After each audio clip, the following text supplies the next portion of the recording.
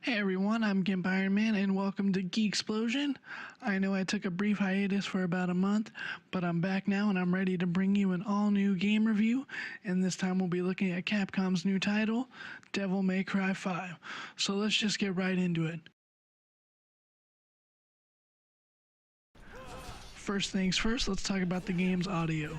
I want to start by saying that this game's soundtrack just kicks so much ass. I'm not even joking. Nero's new battle song, Devil Trigger by Casey Edwards,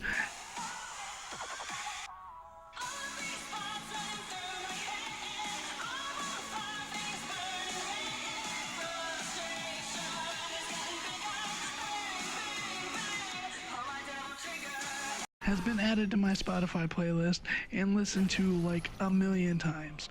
I honestly can't get over how much I love this freaking song. It just gets me so pumped up to kick demon ass. That's not to say that the other battle themes aren't great as well. Dante's battle music is also some really nice metal tracks that get your blood pumping and get you ready to face the horde you'll be facing. V's battle music is also pretty good too, but it didn't leave quite the impression on me that Nero's and Dante's did, so I guess technically, in my opinion, it's not as good, but it's still very solid. The voice acting is very solid. Both Nero and Dante's voice actors return from DMC4 to voice them again in this game. They each bring the character to life in a very believable way. They did a good job. The guy that plays V did a good job. He really brings that soft-spoken poet type character to life very well. Lady and Trish did fine. They don't have many lines in the game. It's hard to really gauge their performance. They were just kind of there and said some one-off lines here and there. Nico does good, although I don't really like her character that much. What the voice actress did was fine. It was believable for the type of person that she was. I know I'm not going too much into detail about other things. The sound effects are really good, swords sound like swords, slashing sounds like slashing, guns sound like guns. All the demons make interesting sounds. They all have weird grossness to them. All in all, just the sound effects were overall really good. The voice acting was really good. The music was so fucking good. I know I'm not going into much detail other than the music, but that's because the music was by far the best aspect of the audio portion of this game. But with that being said, let's move on to talking about the story. Now, in my opinion, DMC5 easily has the best story out of any other Devil May Cry games in the series. It's told from the perspective of three different characters, Nero, Dante, and V. It all starts when V seeks out Dante and asks for his help in bringing down the new powerful demon ruler, Urizen. Each character has their own motivations to go on this journey, which allows for the story to be intertwined, but unfold in a very satisfying way. I honestly don't want to go too much into the story because I want you to play it for yourself and see how it unfolds, and I'm not the kind of person that's going to give people spoilers. I can honestly say the game blew my mind story-wise though, like 5 times. It had like 5 genuine really surprising moments that legit blew my fucking mind when I saw them, so it has that going for it in the story. For a hack and slash game, DMC5 has a very good story that I really enjoyed. It's no epic RPG like The Witcher or, Mass Effect or anything like that. But for a hack and slash style game to have this level of story is really quite unheard of, so Capcom knocked it out of the park when it comes to story. They honestly did. It was fantastic, hack and slash wise. So, that's the story. Let's move on to the big one, gameplay. Now, the gameplay in this title is absolutely fantastic. I don't even know where to begin, so I'll just dive right in. As already mentioned above, this time around you will play as 3 different characters, Nero, Dante, and V. Each character plays different from one another. Nero, he plays very similarly to how he did in Devil May Cry 4, but with some new moves to his sword, and now he's equipped with the Devil Breaker instead of the Devil Bringer from DNC4. The Devil Breaker adds a lot of variety to Nero's playstyle, since each arm you can collect for the Devil Breaker has different abilities. I mean, you got things like the Overdrive or the Overture with Shin's shockwaves. You can get Mega Man's Buster if you had the deluxe edition of the game like I do. You can get an arm that turns it back into the Devil Bringer like how it was in Devil May Cry 4. But honestly, my favorite arm was the freaking punchy one. I can't remember the name right now. What was it called? Who the hell cares? But it's called the Punchline. It sends your arm off like a rocket and does constant damage to your opponent. And when it comes back, you can even hold down circle or B on Xbox and ride that damn rocket arm around and just keep doing constant damage to your enemies. Again, I mentioned the Mega Buster already, but that was also one of my favorites. What's not awesome about running around and shooting demons with Mega Man's Laser Buster Cannon? It's friggin' awesome. What is really cool about these arms too is they each have their own super ability. If you hold down the button to use whatever breaker you're using, it will do a super powerful attack that will really do some very serious damage. But that's not to say that this isn't balanced, because each time you do the super move with the Devil Breaker, or you're hit in the middle of using the feature, it will cause the Devil Breaker to break, and you will lose an arm, and it'll go to the next arm. Or if you're out of arms, you can only have a certain number equipped at a time. So it actually adds a bit of strategy to using Nero as well, because you got a time when you use your supers, you got a time when you're just using the base attacks with these breakers so they don't break, because nothing irritates you more than when you're fucking dead in the middle of a horde of enemies. You're trying your best to get some really good combos going.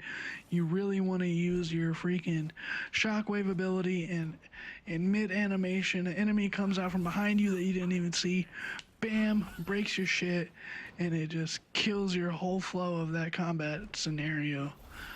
But with that being said, it also really balances Nero and doesn't make him feel like he can just shoot super mega fucking Kamehameha beams the whole time. There is a drawback to using the supers. There is a drawback to using the breakers if you don't know how to time when to use them properly. V is the most different, as he doesn't use swords and guns like Dante and Nero both use. Instead, he controls 3 different demons that do his fighting for him. He uses this bird named Griffin for his ranged attack, Shadow, which is this demon panther, for his melee, and Nightmare is his devil trigger attack. Griffin is able to shoot energy balls at the enemy. He can also use a different variety of lightning attacks that do area of effect damage, so if you're really trying to crowd control, Griffin is the best bet to go with, as he can hit multiple enemies all at once with his lightning attacks. Shadow is the large panther, like I said, that V uses in order to perform your various melee combos. This replaces his sword. He uses a damn panther, and you rack up your combos that way. Nightmare is this huge, colossal demon the size of like a titan that you summon when you activate V's Devil Trigger. And what's cool about Nightmare is he'll either act on his own accord, and when you summon him into battle, he'll do his own thing and start fighting demons on his own, or you can actually climb onto his back and manually input the combos that he's doing. I honestly like to just let Shadow do, or not Shadow, I honestly like to let Nightmare do what he wants, because when he's doing what he wants, he can shoot giant laser beams at the enemies and really cause a lot of damage. It's fun to get on top of him, and it helps a lot in boss fights, but when you're in the middle of a really hard fight and there's enemies scattered in a big area, Nightmare just moves so slow that it's not ideal to get on his back and try to use him effectively. So it's better to just let him do his own thing, because at least I didn't get the upgrade where you could attack from a range with him while you're on his back, but when you just let him do his own thing, he'll just shoot lasers at the enemy all day and really cause some damage. Now, I will say it took a while to get used to using V. I kept getting frustrated because I couldn't seem to get Shadow where I needed him to go when I was trying to fight enemies. And it was getting really, really frustrating. And it wasn't until about mission 14 that I finally figured it out. Because that mission kind of forces you to fucking have to figure it out, because it's really fucking hard. And if you don't figure it out, you're going to get your ass whooped. And this is just some advice I have to anyone that hasn't played the game yet. I find that Griffin and Shadow both will go more towards the enemy and start attacking them and going where you want them if you're not actually locked on to the enemy. So when you're playing the V sections, try not to lock on or keep staying locked on. Lock on for a second to check your enemy's health, but then lock right back off. Let go of that fucking R1 button and just let the demons do their work and fight each other to the death. But what's also cool about V is, while his people do most of the work for him, V still has to get the final hit on all the enemies. So when you're able to do enough damage to them using Shadow, Griffin, and Nightmare, V then has to, like, I guess, lunge at them and stab the demon with his cane. Even bosses, you have to stab them with the cane to fully kill them. So it's kind of like teamwork. Your demons soften them up for you, and then you come in and just nail in the final blow. But that's how V plays. And of course, lastly, there is Dante. And it's safe to say that he is by far the most complex character to use. He has 8 different weapons, and he has the 4 different styles that he's been having forever: Trickster, Royal Guard, Gunslinger, and Swordmaster. So with that being said, Dante has an insane amount of variety for each weapon. He's got 8 weapons. All of those weapons can be used with 4 different styles. Some of the weapons have multiple functions. So with that being said, again, Dante just has an absolute insane amount of variety in his combat. The possibilities are so vast that I honestly feel like I barely even scratched the surface with using Dante. I kind of wish there was more missions as Dante so I could get more used to using him. I mostly myself stuck to using Swordmaster and Trickster and rarely change my guns. I really liked using the shotgun. I really liked using Ebony and Ivory. I did like and use all his melee weapons though. They were all very unique. I don't want to give too much away because again, I want people to not go in totally knowing everything about the game. But all his melee weapons kick a lot of ass, and I really enjoyed playing as Dante. I really enjoy playing as Nero.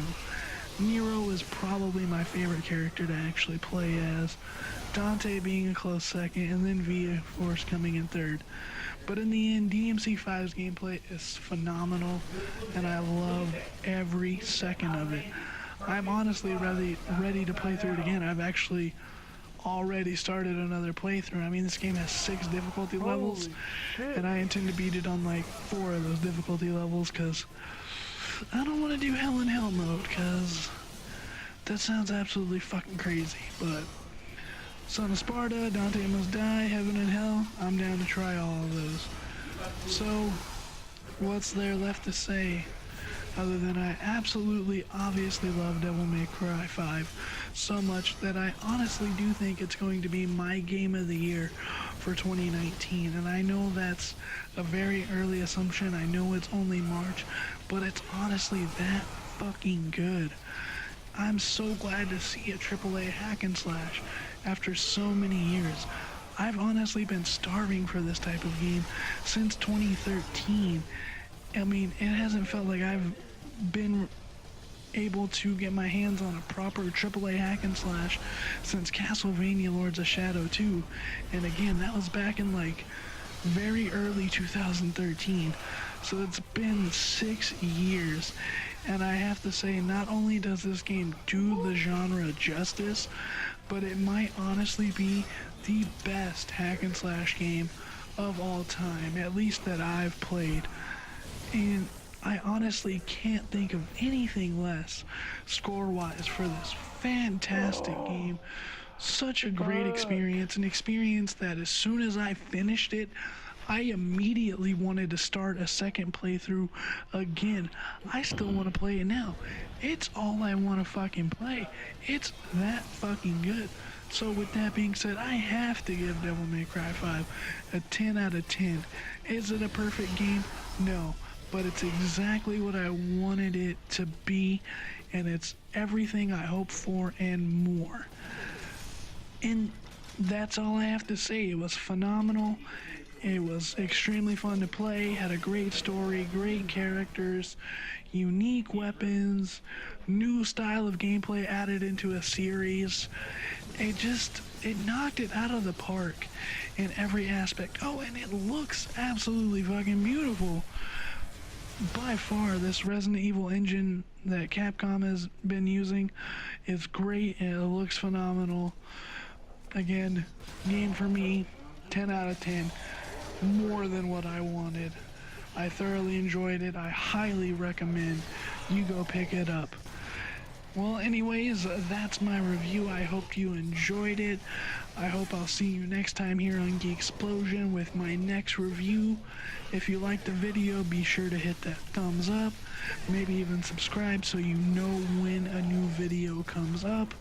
I'm not only doing game reviews, right now I'm also doing movie reviews as well of all the Marvel movies, so subscribe just to check to see when those come out.